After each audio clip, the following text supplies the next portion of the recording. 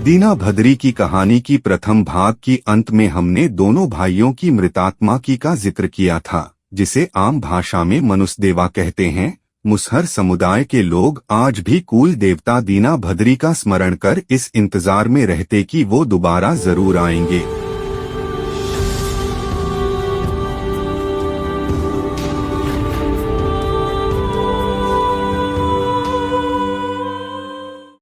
कनक सिंह धामी की मौत के बाद दीना भद्री राजपूत जाति के कट्टर सामंत जोरावर सिंह के पास पहुंचता है, जो कनक सिंह धामी से कई गुना क्रूर और अत्याचारी था।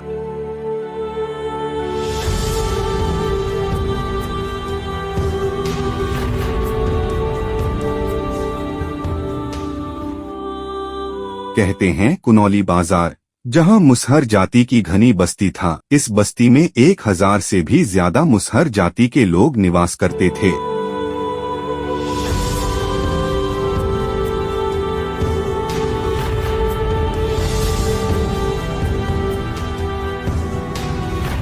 और क्रूर जोरावर सिंह सभी लोगों से जबरदस्ती बेगारी करवाता था। जब इस बात की जानकारी दीना भद्री को मिलती है, वो जोरावर सिंह को युद्ध के लिए ललकारता है।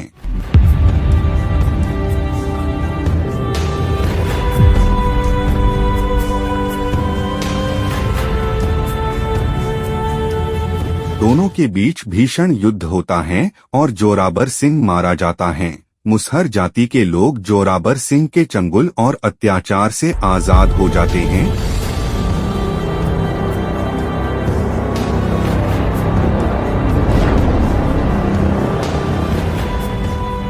कुनौली बाजार में रूपचंद नाम का एक बनिया रहता था। वो अव्वल किस्म का बेईमान और सुदखोर था।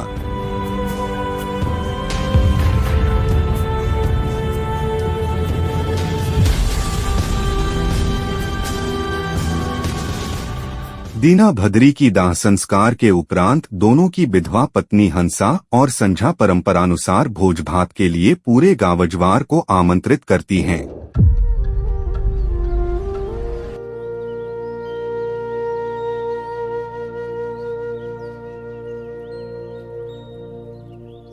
इसके लिए दोनों की शादी के समय आंचर में मिला चावल, जिसे घर में कुल देवता के पास संभाल रखा था, दोनों वो चावल लेकर कुनौली बाजार बेचने रूपचंद बनिया के दुकान पहुंचती हैं, जिसे बेचकर भोज का सामान खरीदा जाए।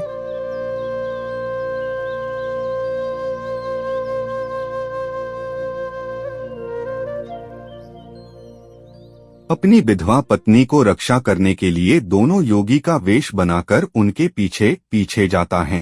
हंसा और संझा रूपचंद बनिया के दुकान पर उनके सामने चावल की गठरी खोलती हैं।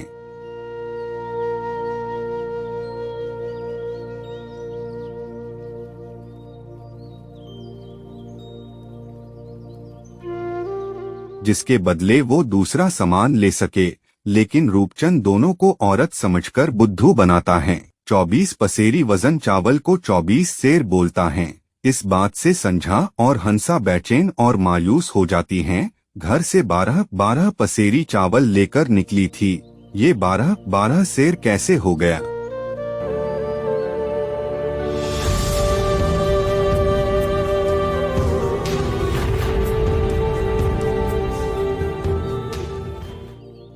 रूपचंद का ये सारा खेल दीना और भद्री देख रहा है।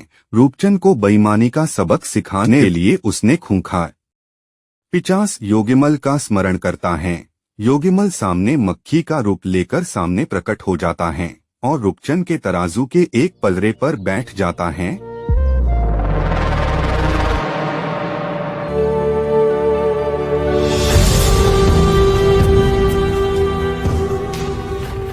रूपचंद हंसा और संझा के लिए जो भी सामान वजन करता है पलरा बराबर ही रहता है। इस घटना से रूपचंद बेचैन हो जाता है। उसे दूर नजरों के सामने खड़े 2 योगी नजर आता है। हाथ जोड़कर योगी से माफी मांगता है।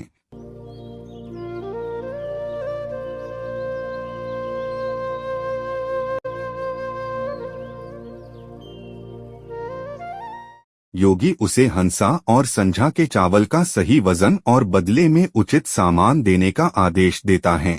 इस प्रकार से श्राद्ध भोज संपन्न हुआ।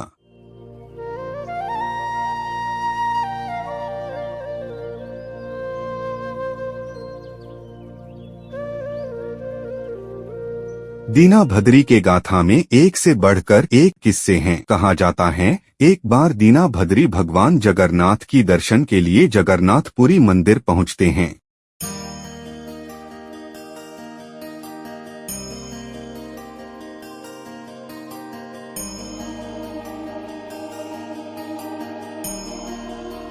दुर्भाग्यवश मंदिर की पुजारी दोनों को अछूत जाति समझकर मंदिर के अंदर घुसने से मना कर देता है। दोनों निराश मन से 7 दिन और रात भूखे प्यासे मंदिर के बाहर मैदान में पड़ा रहता है।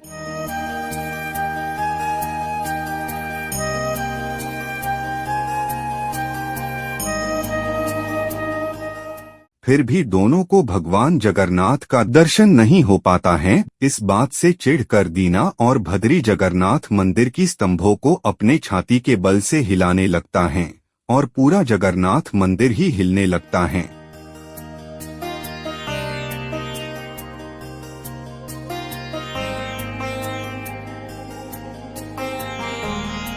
स्थिति से घबराकर भगवान जगन्नाथ दीना भद्री के समक्ष खुद प्रकट हो जाते हैं।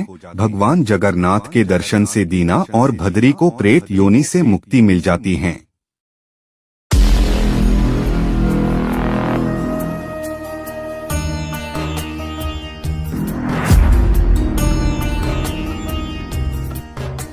एक बार मिथिला के राजा मगध राज्य जाते हैं, जहां उन्हें 2 पहलवान हंसराज और वंशराज की शक्ति के बारे में जानकारी मिलती है।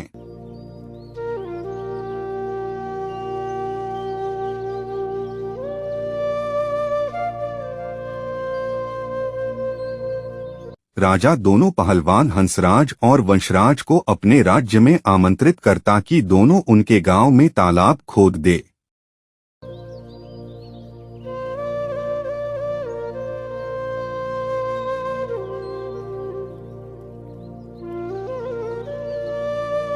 बिल्कुल ठीक पहलवान हंसराज और वंशराज तालाब खोद दिए, पर जब पूजा पाठ के दौरान बीच तालाब में जाट गाड़ने का समय आया, पहलवान हंसराज और वंशराज जाट को उठा भी नहीं पाए।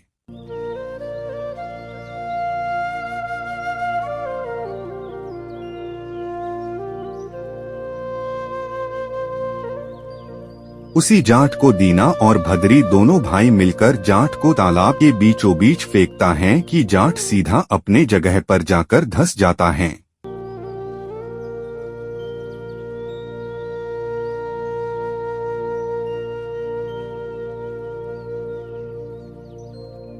दीना भद्री की चमत्कार को पहलवान हंसराज और वंशराज खुद को अपमानित महसूस करता है और दीना भद्री को युद्ध के लिए ललकारता है।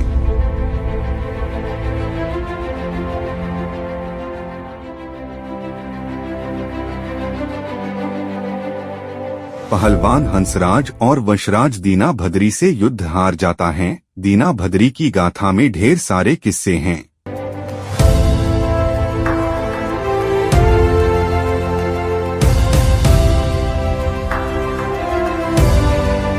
अगली कड़ी में रोचक और रहस्य किस्से बाबा कारिख महाराज पर आधारित हैं।